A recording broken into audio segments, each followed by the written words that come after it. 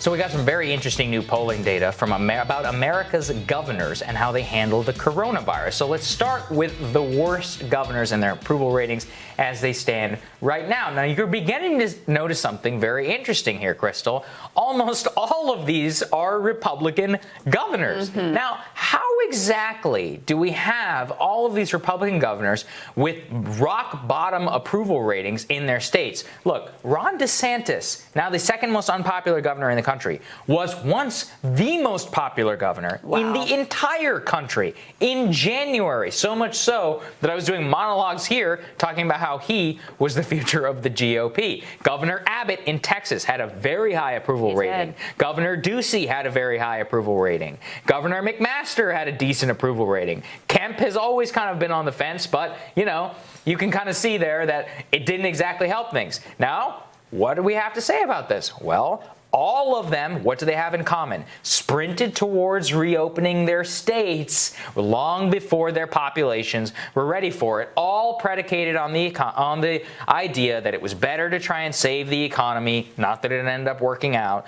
than in order to lift lockdown restrictions. And this is what we said at the time, and which public polling has said from day one of the pandemic, which is most people will tolerate large-scale economic disruption in their lives as long as they feel that it is more safe to social distance, stay home, and do all of that. And even right now, that polling remains the same. 7 months into the pandemic, only 20% of Americans agree with this position. And this fringe folk libertarian, economic libertarian thing pushed by FreedomWorks and many of the other libertarians here in Washington has destroyed the reputation of Republican governors throughout the entire country. Yeah, the worst one on there was actually the Republican governor of Iowa. And of course, Iowa has had massive spikes due in a large part to the meat processing plants that are there. Wasn't taken seriously. There have also been just like aggressive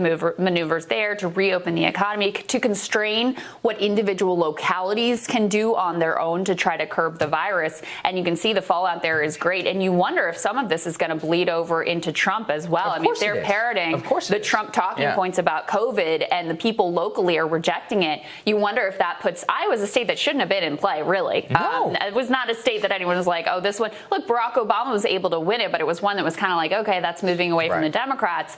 That state is now back in play. You also have Joni Ernst there. Very tight race. In a very tight race up for the Senate. That was another one that people didn't really think Democrats had a great shot at. Their candidate is not particularly well known, but that polling has also been extraordinarily tight. So this has obviously incredibly real world consequences, but also potential political consequences. And on that front, we can take a look at who got the best ratings.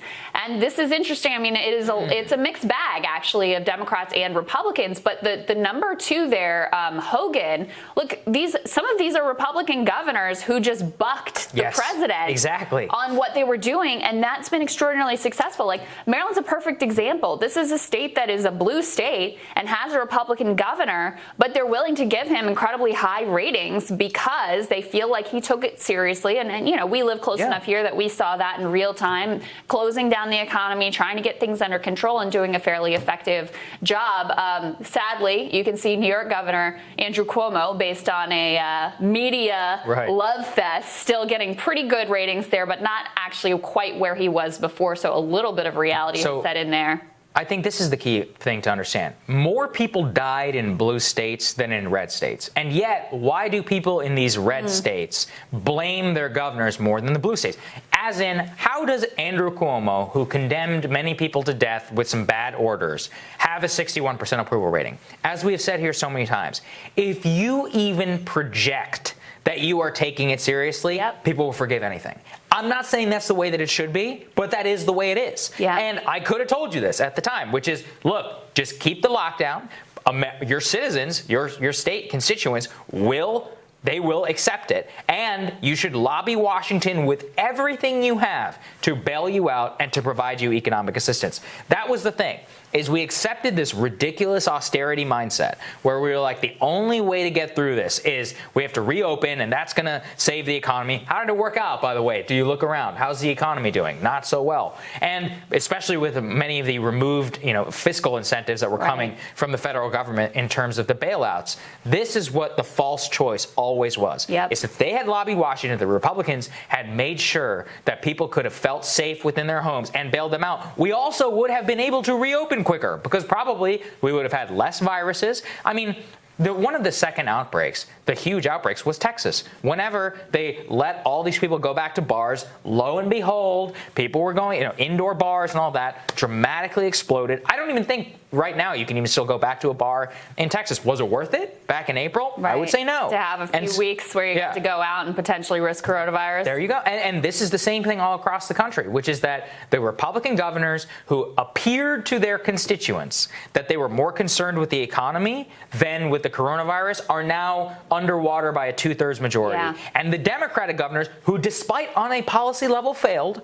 And I'm not going to sit here and say that the media isn't majorly complicit in this, but Larry Hogan and Charlie Baker are on there, and they're Republican governors, and that's because they made it seem like they're taking the virus seriously. You don't even have to follow through whenever it comes to deaths. I mean, I think Trump... There's a world where we have 300,000 dead because of some dramatic policy problem, but Trump being all taking it seriously, I think he'd have 75% approval rate. There's one more. If we can throw the best responses back up there again, that's H1A. One of the people who's up there that's noteworthy is Michigan Governor Gretchen Whitmer, who you recall there was a whole fight between her and Trump, and that was the scene of some of the biggest lockdown protests, and she was obviously very aggressive in terms of restrictions and shutdown, maybe some of the most aggressive measures in the country, and voters appreciated it. I mean, 64% approval rating. I think she went too far, but that's what I'm saying is you can go too far in one direction, but not the other direction. They wanted their leaders to take it seriously. And again, this could have a political consequence because Trump was very aggressively against her. She's way more popular in the state of Michigan than he is. Same thing in Pennsylvania. The Trump campaign right now is this beautiful court ruling which has struck down some lockdown restrictions. But take a poll and see whether Pennsylvanians are on the side of a lockdown restriction or not. 9 out of 10 of them, maybe 8 out of 10 of them would be on their side based upon polling. And if you look at what it means whenever it comes to senior voters, it's overwhelming. It's just one of the greatest political disasters the Republican Party has pursued in a long time was going all in on the anti-lockdown libertarian messaging and not all in on an economic recovery messaging. And they're going to pay a massive price for it. Yeah, and the last thing I'll say, which is relevant to that point, I think the Vermont governor had the highest rating, another Republican, by the way, in a very blue state, which just tells you that this is one issue that is so central to people that whatever their partisan affiliation is, it's did you keep me safe or not? Forget about D or R. There's no correlation between the states that are the most red and they have a Republican governor and people just loved it no matter what that person did, or the states that are the most blue and they just loved it because they're Democrats and it's a Democrat governor. No, they actually assessed the reality on the ground of what the response was and how seriously it was taken, and that correlates directly to how people felt about the response. Shocker. All right, more Rising for you after this.